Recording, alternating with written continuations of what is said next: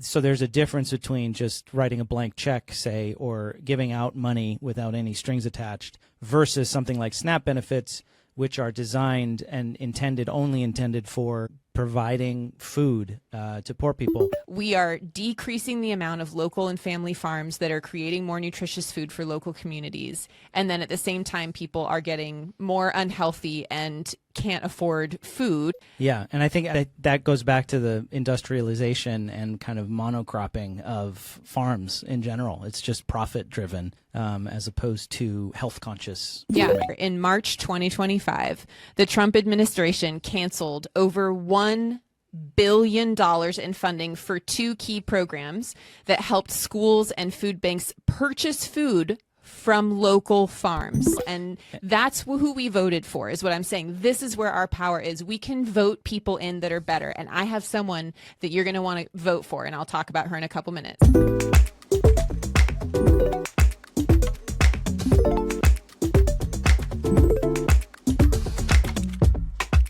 Welcome to the People Fuzz Podcast. I'm Carrie Prince. And I am still Doug Daniels. We talk about connection and disconnection in love, life, and leadership. And today the fuss is about food, health, and wealth. Yes. Somehow America is the most wealthy country in the world. Yep. We have tons of people on food assistance, and we're one of the most unhealthy countries in the world in terms of our wealth level. Yeah, so how could obese. that possibly be? Yep. We're going to be, the reason I was snapping earlier, in case you couldn't tell, it's because we're going to be talking about, in addition to all of that, SNAP benefits. Because it's in the news, and it's very much directly related to food insecurity, food intake, health foods versus unhealthy foods. Right. The whole nine. If you are into MAHA, especially if you feel like a lot of the mission of MAHA is close to your heart, which I absolutely understand, you should keep listening, because I think we're going to address some things that you can do on an individual level and what we should be asking our government to do, what it's done in the past, what it's doing a little bit now, and what we can absolutely vote for and the people that we can support that are doing things. So keep listening. Let's get into it. What is happening now? What is happening now? SNAP benefits, as you so snappily snapped earlier. No, SNAP is food assistance, and it's been around since the 1930s. So quick lesson. Right now, there is a government shutdown, which I'm sure many people have heard about, especially if you receive food assistance, because 42 million people receive food assistance benefits, and half of those are children. Yes, and these SNAP benefits are Supplemental Nutrition Assistance Program. That is why they're called SNAP, because everybody in government loves a good acronym. Yeah. So this is something that our government does for us, and it started in the 30s because we had some surplus bumper crops, meaning like wheat and things like that, things that farmers were encouraged to grow a ton of, and people couldn't afford to purchase them. We also, at the same time, because it was the Great Depression, we had people that couldn't afford food and they were going hungry. So the government came up with a benefits program where people could buy, this is where the word food stamps comes in, because originally they had orange stamps and blue stamps. It was like a whole thing. So originally, we had this idea of them being food stamps, where you buy these stamps and you can purchase certain kinds of things that were only food and nutrition related, right? Since the 1930s, this program has gone through all sorts of ups and downs. Even Clinton, Democratic president, put in some sort of work requirement, I think in like 1996, something like that. And so it's gone through a lot of changes, but essentially after that program was implemented in the 30s, we really realized as a nation, this is a good thing, and the government should be providing this safety net for people that need some help. Yeah, and it's not just a food safety net, although it very much is. But these are food specific funds, so this is going right back into the economy. As it stands right now, yes, a majority of that is going to big corporations, but that is a separate problem. But these SNAP benefits go directly back into the economy because people are using it to buy food. Yes, they use it to buy food, and it does, in a way, since the very beginning, support farmers. Now, we're going to get a little bit into corporate consolidation of farming and touch on that a bit, because I do think that's partly why people get upset and we get diverted from like what's happening. First, we're talking about people that are hungry and need benefits, and then suddenly we're talking about corporate farming practices. Yes, they are absolutely related, and we're going to talk a little bit about that. But the first thing I just want to touch on is why I feel many times I'm not afraid to say I like big government. And actually, Douglas here is one of the few people that when people are like complaining about, like, well, who can take on this big problem? And they're talking about how unsolvable something feels. He'll say big government, because many times in our past, that's exactly what it's done. The only way that we got through the 19th century and defeated the robber barons and the monopolies of big oil and big trains, as it was government. The only thing that was bigger than big oil was our government that came in and said, we're going to break you up. And, you know, we still have problems with monopolies today, but that's a topic for another episode. Yeah. And so I come into this being like, well, who is government? Government is us. We vote for our government. We vote for the people in office. And the people in office now are doing some really interesting things that I think are working against the very interests that we thought they cared about, or that they said they cared about, some of them anyway. So I want to make a case for, if you vote for the right government, government can work for you. There will always be certain levels of corruption. And again, we'll talk about corporate consolidation of food and farming a little bit. But these are the kinds of safety nets that the government provides that are really important, because SNAP essentially is to give people a little bit of a leg up in a dark time. And we know that because 2/3, the vast majority of SNAP recipients, are only on the program for less than 2 years. And I think most of us, I know I can think about a 2 or more year period in my life when I didn't have very much money and I needed help and I had to ask. I'm lucky enough and privileged enough that I got to ask my family because they had something to help me with, right? They could help me with a little bit of rent while I was figuring something out. Or, you know, if I really wanted to do something particular, let's say like visit my sister for the holidays and I couldn't afford the plane ticket, I can ask my family or some of my family, because they have the resources. But not everyone has that. And if you have a big, healthy government, certain things like food, which is necessary to live, not necessarily visiting your sister for the holidays or whatever, something like food is something that the government absolutely should be able to help you with. Yeah, and I think there's a difference in optics for just straight up welfare, right, or universal basic income, where the government is just cashing out or handing out checks for people to cash, versus something like EBT. That's like the card that the people use to spend on SNAP. So you see it at restaurants and fast food chains and groceries stores where, you know, we accept the EBT cards. So there's a difference between just writing a blank check, say, or giving out money without any strings attached, versus something like SNAP benefits, which are designed and only intended for supplemental nutrition, providing food to poor people. And a lot of what Maha has been saying is like EBT shouldn't be able to purchase fast food, say, or unhealthy foods. While I agree with that in principle, some of the corporate consolidation of farming that we'll talk about in a bit has made that difficult, if not impossible, in certain communities. Yeah. Yeah. And so kind of want to segue into this corporate consolidation by saying that one benefit of doing something in a country as big as the US with enormous money and coordinating powers, at least we have been in the past. It's getting a little more fragmented now. The more we give states individual powers, the less bigger coordination we can do for things, right? It's not that that's always a bad thing. I don't necessarily always think that's a bad thing. But if you can do things on a really large scale with a national government, that means that you have incredible resources to solve a problem. And yes, it doesn't always roll out beautifully, but it does roll out at large scale. And we can see that multiple times in history when, especially our government, even with such a new democracy, we've been able to make incredible change in a relatively short amount of time if the government has these goals that we agree with, right? They can do that. Now, things can also go very wrong.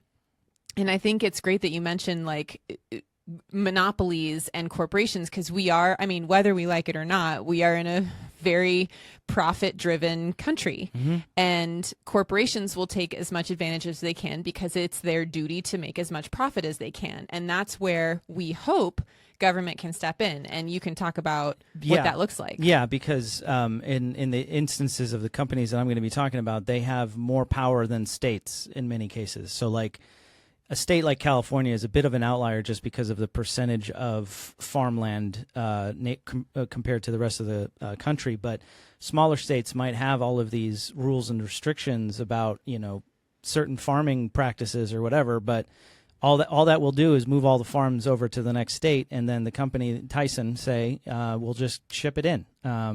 So there is a role, I think, for the federal government that state governments can't necessarily implement certain policies on their own. Yeah. And then talk a little bit about, from your perspective, like where things go wrong in terms of providing large amounts of food to a large amount of people, and something that maybe is enabled by the government maybe goes wrong if it's not put in check. Yeah. So one of the things that I think is unique about farming, and the reason why it's always going to need some sort of government subsidy, is just horticultural, meaning like you can't just have a farm that's set up to grow soybeans, can't just flip a switch and start growing red peppers, because the market is flooded with soybeans for that year. So the government comes in and says, we're going to buy your crop of soybeans so that you stay afloat, and then you can grow soybeans next year when there might not be a bumper crop or something like that. And so those kinds of subsidies from the government help keep farms afloat during times of feast and famine, so that we can have a good variety of food. We do have healthy farms throughout the country growing all different kinds of foods.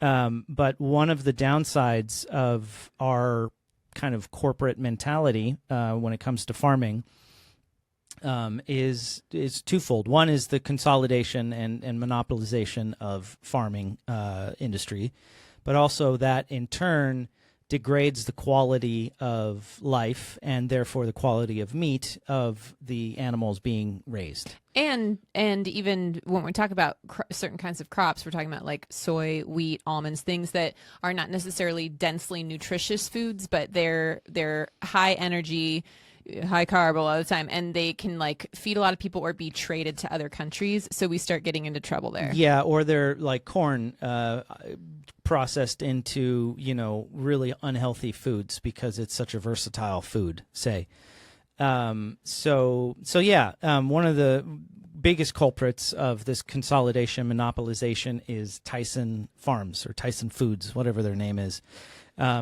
Just to take Iowa as a small example, and a lot of these facts, we'll put a link in the description I got from a wonderful YouTube channel called A More Perfect Union. They did a little investigative report on pig farming in Iowa. And over the course of the last 40 years or so, the number of individual farms has decreased by 90%. But in that same period, they've doubled the number of hogs that have been raised, and their profits have increased by 300%. Mm-hmm. So if you're reducing the number of individual farms, first of all, there's fewer family farms being run. But the way that they've been able to double the number of hogs is because of these concentrated animal feeding operations, or CAFOs.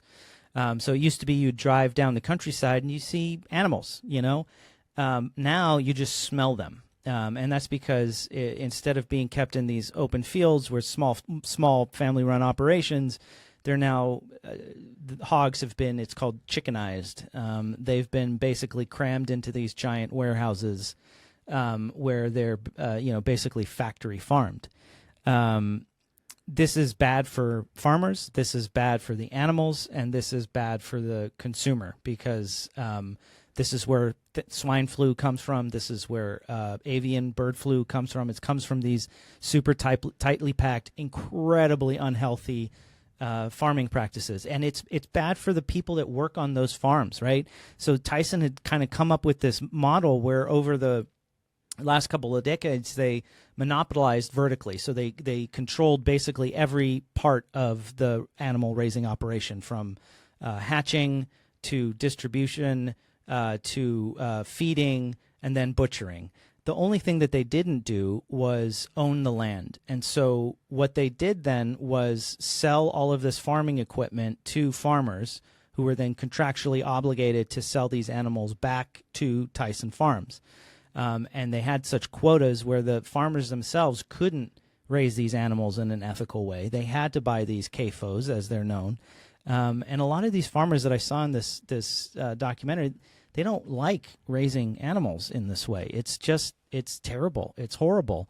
But it's just the result of the consolidation of farming power and the consolidation of farming practices. And it's the profitability of Tyson's method of factory farming has just squeezed out, in the case of Iowa, 90% of the family farms. Mm-hmm. And so, a lot of this meat then double the number of hogs that have been produced.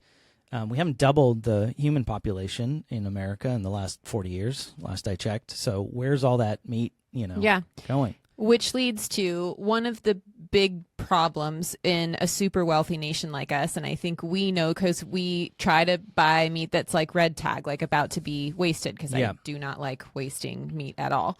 If we're going to eat it, it either needs to be like local, high quality, or it's going to be like red tag, where we're like, okay, we'll buy this and cook it tonight so that it's not thrown in the trash. Wealthy nations waste a lot of food, and they're not good at diverting that wasted food. We have so many laws that prevent us from doing certain things because we're trying to avoid lawsuits, and people are trying to, looking at bottom lines. Again, this sort of for-profit model really prevents us from being able to distribute excess food in a way that makes sense. Now, on the other end of that, we're also farming a lot of foods that are not necessarily the best for people to eat. Mm-hmm. So I always bring up this example when people... Or the food that's best for the animals themselves to eat. But even talking about plants, right? Yeah. So I like to... You can keep going on animals. No, I only meant that we're farming corn to feed to cattle, and corn is not good for cattle. Right. And corn is only good for us in a certain way, right? Like, we don't need the amounts of corn to feed people that we do. I mean, I love a good corn tortilla, don't get me wrong. We had really good ones the other day. What was that restaurant called? It was in Kenneth Village. Oh my God, it was so good. It's very good. Love a good corn tortilla, like the original, like OG's ones. Anyway, my sister in Phoenix, Arizona, right? Hot as balls out there. She can provide a ton of nutritious food from her backyard in Phoenix because she's growing indigenous plants that survive on the land. So she has these massive Magdalena squashes. They're this big. They're Kid huge. you not. They are this big. And originally, people that lived on the land could have these crops and they would survive the winter because of these winter squashes, right? They can survive on food that can grow in certain environments if you're paying attention to the food that can be grown and food that is nutritious for the people. So we could have acres and acres and acres of one sort of simple carb crop, let's say. And corn is an indigenous food here too, but like, why aren't we talking about people growing squashes in their yard all the time? I mean, where is the squash is what I'm saying. Where is the squash? Because I tell you what, she gave us that Magdalena pumpkin. We had how many meals out of that one pumpkin that was a very low effort for them to grow? Yeah. And they had dozens of them. They were giving them away. They were canning it. They were baking it. They were doing all these things with it. It was so much actual food, right? You think of growing like a berry bush, you're not going to get very many meals out of that. But there are so many foods that we've decreased in terms of prioritization that actually provide like food that's supposed to be grown in North America. Yeah, and I think that goes back to the industrialization and kind of monocropping of farms in general. It's just profit driven as opposed to health conscious farming. And all that stuff has an effect on the environment, right? We talk about milkweed a lot here because it attracts butterflies, and monarchs are important. And it's like all these systems work together. So as we're doing these huge, huge pieces of land that are really not very biologically diverse, we're also doing a disservice environmentally on this like larger scale that affects communities in other ways. Waterways are getting poisoned, all this stuff. So it has this trickle down effect. And not to keep harping on Tyson and these CAFOs, but there's a reason why 25,000 hogs don't live within 1 square mile in the wild. Yeah. I mean, the amount of waste and toxic runoff of that many animals in one spot is very, very bad for the ecosystem. Everybody in that area. So, yeah. So I think that's also a nice segue into going to like, how can we be such a wealthy nation and also an unhealthy nation? I mean, 1 in 3 adults now is considered to be obese and not with bad health outcomes, right? Like body shaming stuff aside, we're talking about people that are in a category that's not looking good for them health wise. Yeah. And then also we have people with food insecurity, and then we're so wealthy, right? These things don't really make sense. But actually, food insecurity and obesity are really related. And it actually makes a lot of sense if you look at those communities and you look at the kind of food that they're forced to eat and buy and the kind of food knowledge that they have and the destruction of local farms and the nutritious quality of the foods around them. So this is all tying together, right? We are decreasing the amount of local and family farms that are creating more nutritious food for local communities. And then at the same time, people are getting more unhealthy and can't afford food. Yeah. And the food they can't afford is not very good. So while I love SNAP benefits and I think they're great, we also have to address the issue of the quality of the food. Yeah. And that goes back to what we were saying is like, I'm ambivalent about SNAP benefits being used at, say, a fast food restaurant. On the one hand, fast food is very unhealthy, but it's also delicious. And I remember as a kid, my mom took us maybe once a week, and it was a treat. And it was a nice, fun family experience to go to Burger King or whatever and have a meal. So I don't think poor people should be denied that experience just because they're poor. That's another thing that we need to consider. It's like you're banning this whole thing from fast food, but it's not necessarily true that they're being used all the time at the fast food restaurant. And that ties back into if you want a government that's going to allow for local chains to thrive, that happens at a local level too. So I had some years that I spent in Ocean Beach, California, which if you've been to OB, it's a really special place. And for many years, they did not allow any corporate chains in there. In fact, one of the biggest... Santa Monica's like that, I think. No fast food chains there. Yeah, kind of.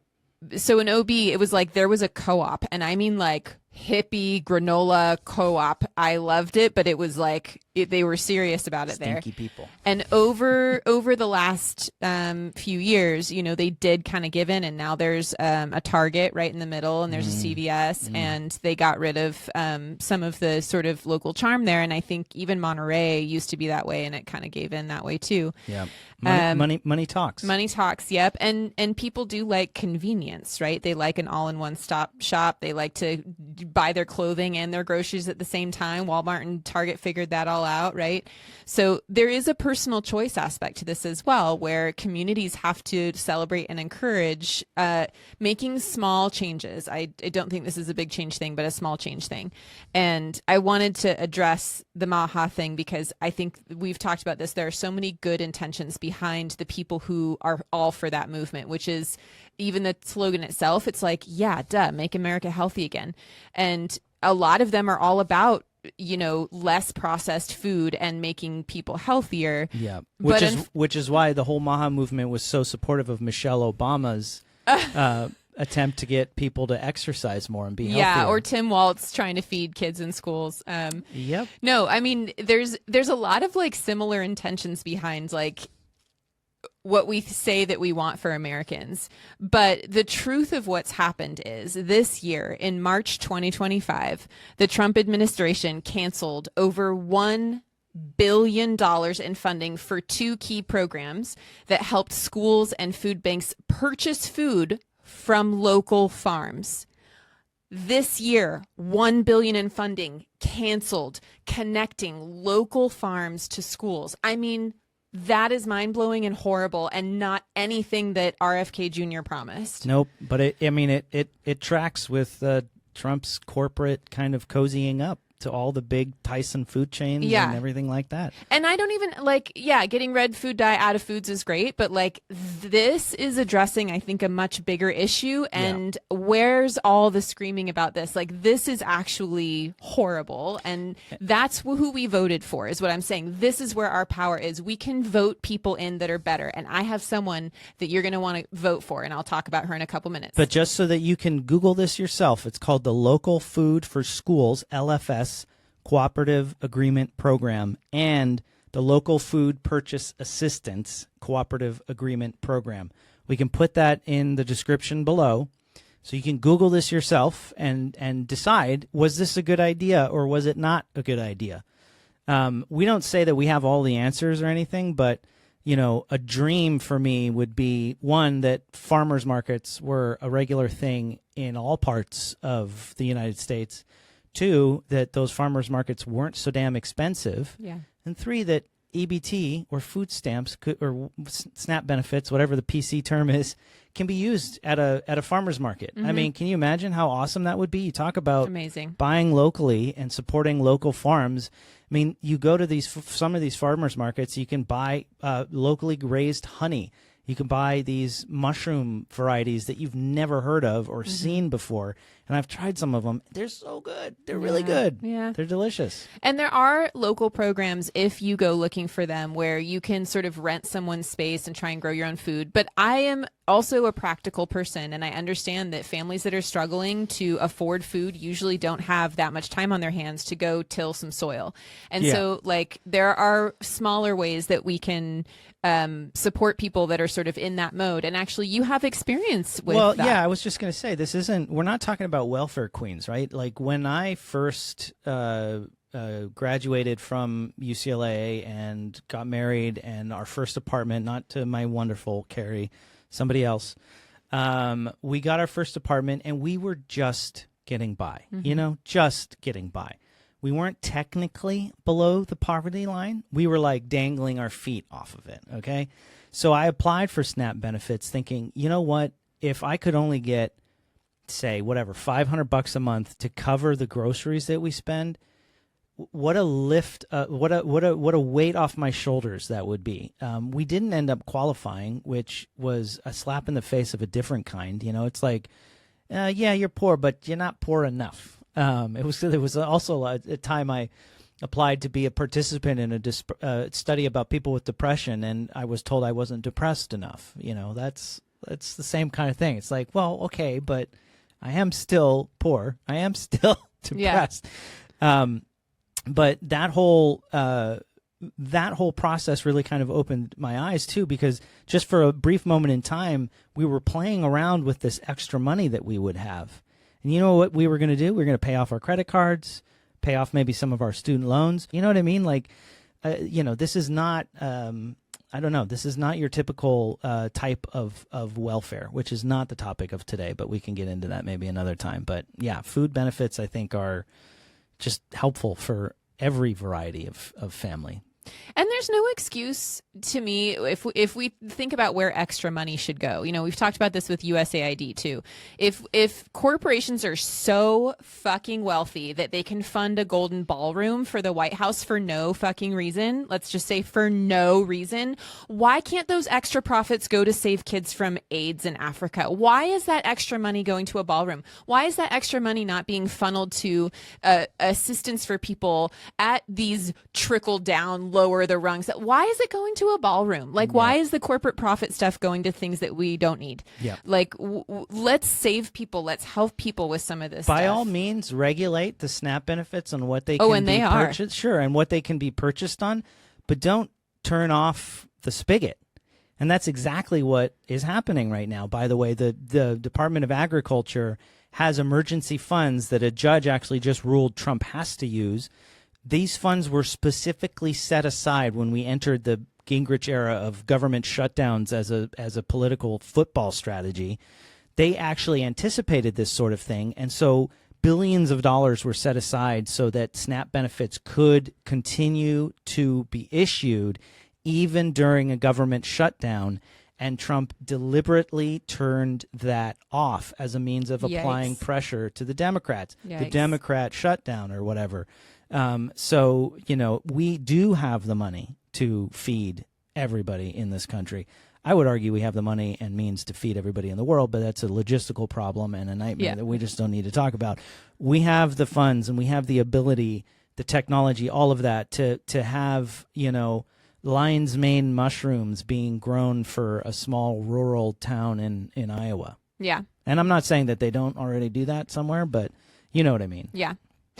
So as usual, I don't want this to be all doom and gloom. I want to tell you about I want it to be doom. I want to tell you about someone who is running for Congress against Tom Cotton in Arkansas. Her name is Hallie Schaffner, and she is a sixth-generation farmer, and she is a badass. Please look up Hallie. She is so cool. She wants to start getting local family farms to grow food that people actually eat. She is so sick of all the bullshit that's going on. She's got so much fire, and she is a farmer. She's trying to get people's vote in Arkansas. I think she's so freaking cool. I heard an interview from her the other week. She is someone that can help, right? Mm-hmm. You elect the people that are going to represent you and fight for the things that you believe in, and no one better than a farmer herself. Yeah.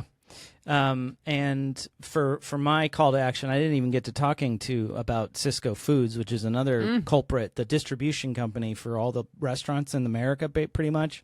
It's another big reason why small farms are being squeezed. So you can look into that yourselves. But another call to action from me is to just boycott Tyson. And that might mean eating less meat. Yes, that's okay too. That's healthy for you. That's healthy for the environment. That's healthy for our economy if you boycott Tyson. And we'll provide a link in the description for Tyson Foods brands that you can avoid. Yeah. Small change, right? It doesn't have to be huge. You don't have to change your whole diet and your grocery store overnight. I think going for one small thing at a time and then looking up Hallie and seeing if you know someone in Arkansas, if you're in Arkansas, if you love Arkansas. My grandmother on my dad's side is from Arkansas, so I have some family ties there for sure. So I'm really excited about Hallie, and I'm ready to throw her some support. And that's it for today. People Fuss is a tight-knit production produced by yours truly, Carrie Prince. And Doug Daniel.